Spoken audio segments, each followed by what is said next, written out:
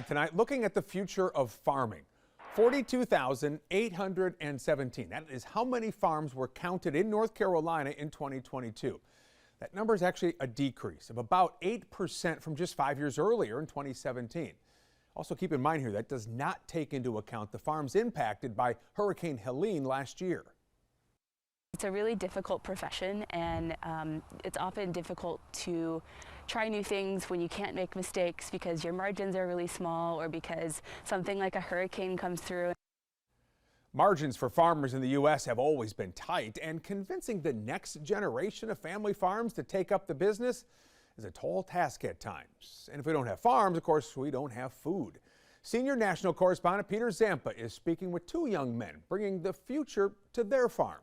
It's tonight's cover story.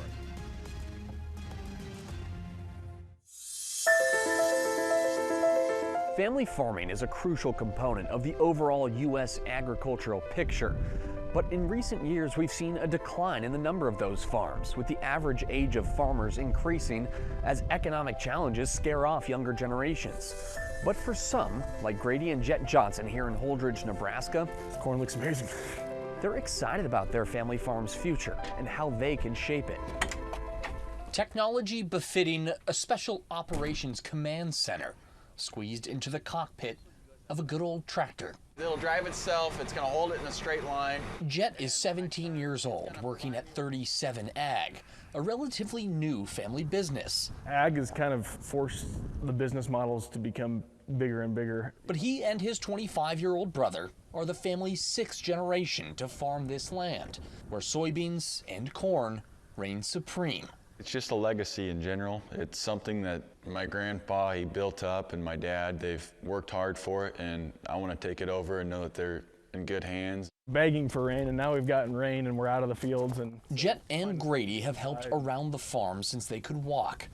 They spend every day here, mostly because they love it. But they now have the responsibility of maintaining the business, and the overhead cost for an operation like this, millions of dollars. There's always places to spend money, especially in this ag economy, and it's deciding which ones are really worth the money and provide a return. Grady says modernizing is not for show, but to improve the bottom line. Using new equipment to plant and spray chemicals eliminates waste. The seed is in here, it's going to come out, it's going to get metered by this. Over all of our acres, what we would call our pre-emerge herbicide and fertilizer pass, we were within 0.5% of what we were supposed to use. What would have been 10% 5 years ago. Grady also created a separate revenue stream that started as a high school project. We were growing a lot more corn on corn instead of rotating to beans every other year, and we had a lot of residue with that, and we were having a hard time tilling through it, planting through it the next year.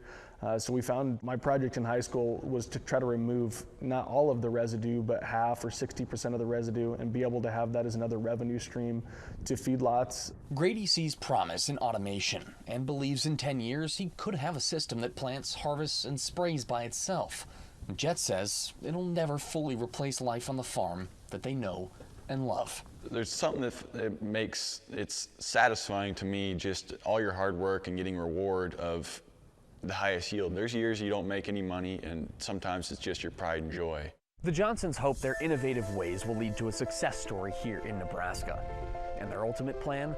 To pass this operation on to a seventh generation, ensuring that this family farm is in good hands for decades to come.